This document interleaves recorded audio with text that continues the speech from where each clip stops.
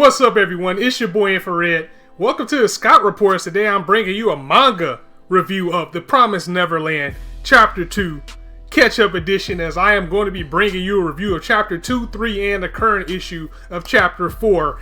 Split up into videos. I wanted to get this out sooner, but now that I have the time, I can get them all out at one time for you. So to kick things off with Chapter 2, picking up from the story, we find out that these orphans are in an orphanage led by this lady named Mama, who's basically the caretaker of them, and the kids in these orphanages are being groomed to be eaten by these monsters.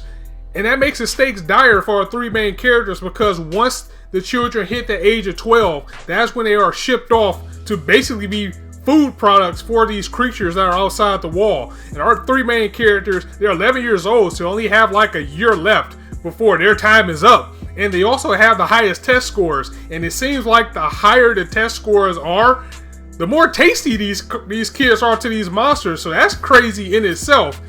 And that reality starts to settle in with our main female character by the name of Emma, as her and the other kid by the name of Norman saw that Mama was conspiring with these creatures, and one of their own, a little girl by the name of Connie, was killed. Like, you know, just like hunting ground. I mean, they straight up shot her with a bow and arrow and drug her in like a rabbit or a deer or something for the hunting was about to take her in, and the kids escaped. So now they're going to get together, get back to the orphanage, and decide to come up with a plan to blow this popsicle stand, as they only have a certain amount of time left before their time is up, and they definitely want to get out of there before then. And you know, this kind of reminds me of a movie. Even though I hated it, it reminds me of M. Night Shyamalan's The Village, as these kids, they're basically trapped in this orphanage, which is a farm, and there's no way for them to escape. They're trapped like cattle. And now that their interest is peaked with trying to escape, and they've seen the horrors of what's really going on, they're starting to look around and notice how trapped they really are. Like, the windows are bolted down and screwed. So, well, they're not bolted down, but the screws are stripped, so they can't get away that way.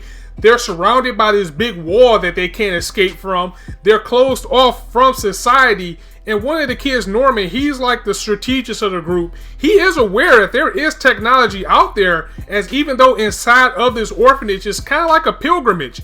You know, it's like everything's old school. They're told not to go beyond the wall because you're not ready for what's out there. There's no technology, but they do have knowledge of, you know, TVs and radios and things like that being around. And Norman points that out as well. But it doesn't seem to be the case inside of this orphanage, because perhaps giving them type of things will make them probably smarter than they need to be and do the said plan that they're doing right now, which is try to escape. So the best bet is probably just to keep them thinking that the only thing they have is this orphanage. And which is also kind of weird is that these kids, they seem to have a happy life, and just like I said in chapter 1, they're content where they are. They're all happy. They're all playing and everything, but no one knows what happens once you reach a certain age. Just think you go somewhere else. Of course, we found out that's not the case. So the biggest thing to do now is to get back to the orphanage, and when Mama's around, is to act like they don't know what's going on, so they don't blow their cover or bring more suspicion to themselves than they need to. So that's going to be the next plan as well,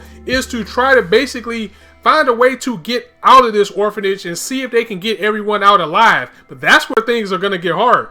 One of the shining points of this series so far is how intelligent these kids are. Is they're able to, you know, basically figure this stuff out on their own. They're still rather young, but they can see the big picture of what's going on. Even with this escape plan, they recognize that it's going to have to be some sacrifices in order for them to escape.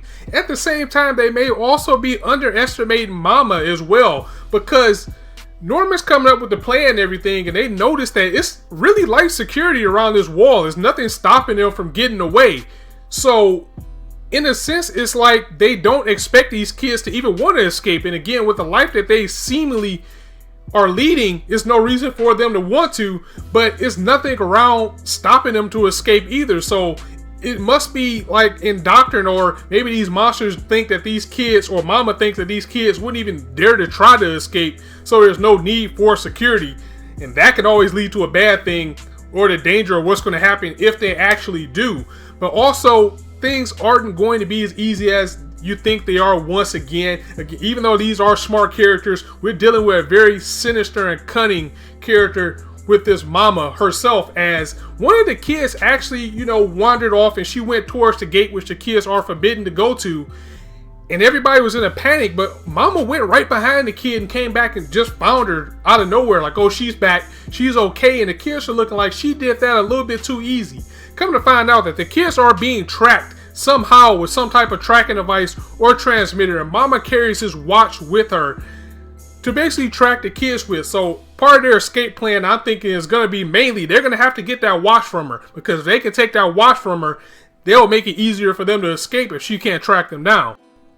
And also, with that being said, I'm really interested in knowing what's going on with mama and why she is trusted or in charge of all these kids. I mean, I would really like to know the backstory and what's going on with her, as she's either a monster herself in disguise, or she may have seemed to have cut some type of deal with these kids, because who in their right mind would be sadistic enough to do this unless it was against their will? So that's interesting. Well, once again, another good chapter, another intriguing chapter, as I have to commend Shonen Jump for bringing this type of darkness to their series. So that was chapter 2 in a nutshell, guys. Let me know if you thought what you thought of this chapter in the comments. If you liked the video, go ahead and drop it a like. And if you want to hear more, go ahead and hit that subscribe button, as there is not a shortage of content for you guys to indulge on this channel. And I will be picking this series up weekly, so you can look for that every week, as I am on board to get this all the way. And of course, as I always say, you guys can be anywhere on YouTube right now, but you chose to listen to me. And I really appreciate that, so thanks for stopping by. Be sure to check out my other 2 reviews that I'm going to have on this series, as I cover chapter 3 and 4 as well. And on that note, it's your boy Infrar-Ed signing out. See you soon.